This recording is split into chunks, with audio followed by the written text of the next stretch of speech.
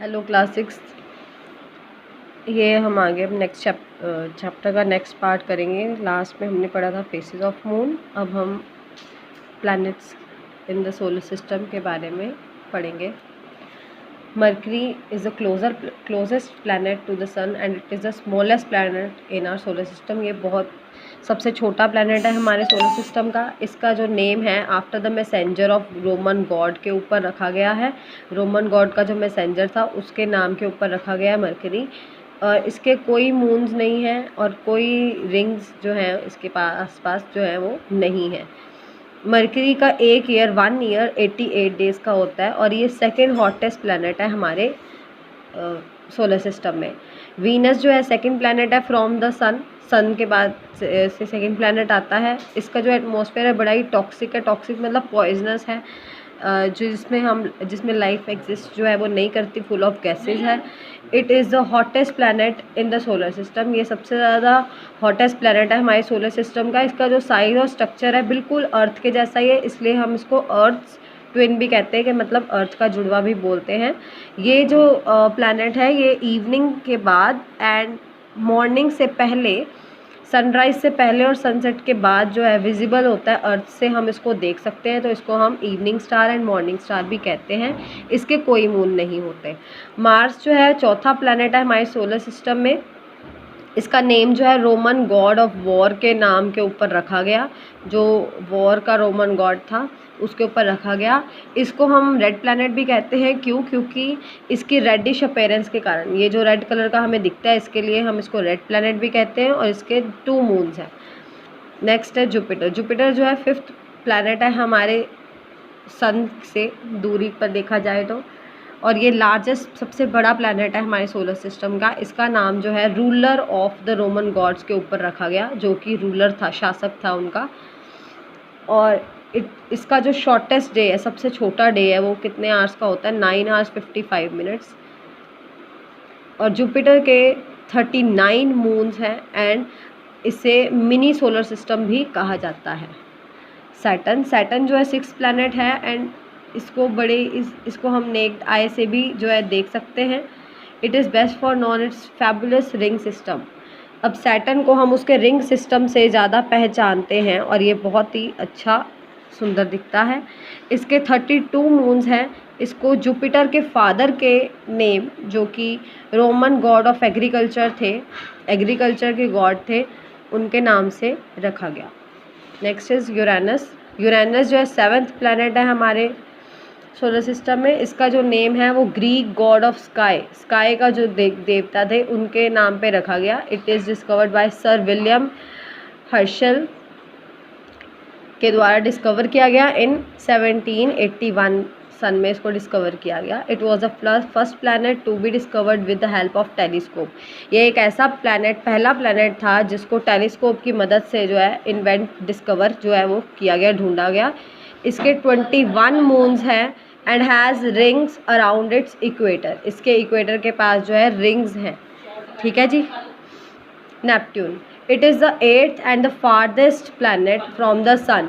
ये 8वां प्लैनेट है और सबसे ज़्यादा दूरी पर है सन से।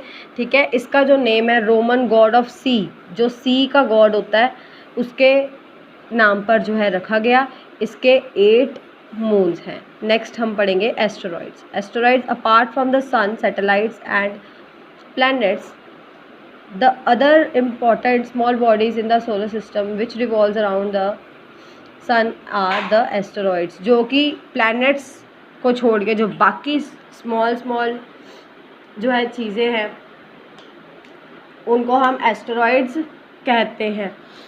Asteroids are the small like planet like solid bodies. ये प्लैनेट की तरह ही होते हैं पर ये छोटे होते हैं, सॉलिड बॉडीज़ होती हैं ये।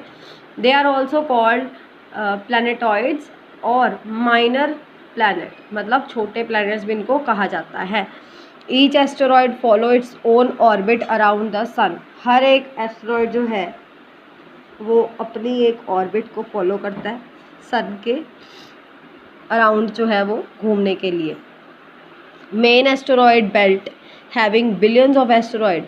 जो एक एस्टेरॉयड बेल्ट है, एस्टेरॉयड की जो अगर एस्टेरॉयड बेल्ट ऐसे है पूरी प्रॉपर, तो इनकी बिलियंस ऑफ एस्टेरॉयड हैं इस एक बेल्ट में, जो कि lies between the orbit of Mars and Jupiter. जो orbit of Mars and Jupiter के जो बीच में है, ये यहाँ पर जो है वो लाई करते हैं। नेक्स्ट है meteors and meteoroids. Some solid bodies are mainly comprised of the rocks, followed a wide range of orbits around the sun. कि meteoroids बहुत ही ज़्यादा नंबर्स में होते हैं, ये रॉक्स से बने होते हैं, ठीक है जी, जो कि सन के इर्द गिर्द घूमते हैं। Many small once enter the earth atmosphere, but जो बहुत छोटे छोटे हैं मेटेरॉइड्स, ये अर्थ के एटमॉस्फेयर में भी आ जाते हैं each day and burn up before reaching the surface due to the heat generated by the friction with the air and their extremely high speed.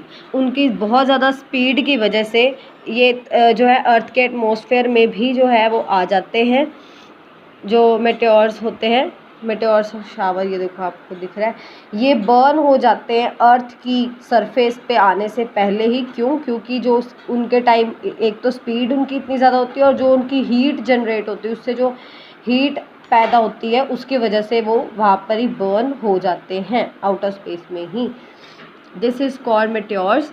These are also called, इनको हम shooting stars भी बोलते हैं।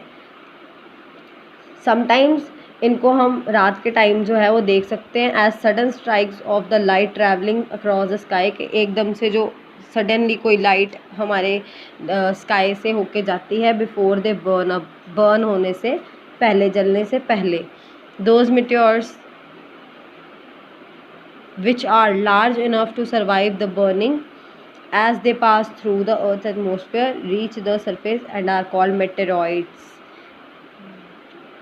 meteorites, इनको जो meteors जो है burning, वो सरवाइव कर जाते हैं अर्थ की एटमॉस्फेयर में, तो वो जब अर्थ की सरफेस तक पहुंचते हैं तो उसको हम meteoroids बोलते हैं।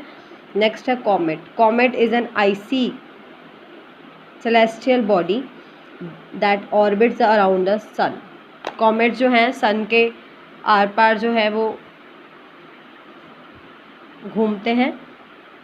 It is made up of snow and Rocky dust, ये स्नो से बने होते हैं और रॉकी डस्ट से बने होते हैं, रॉक्स की जो डस्ट होती है।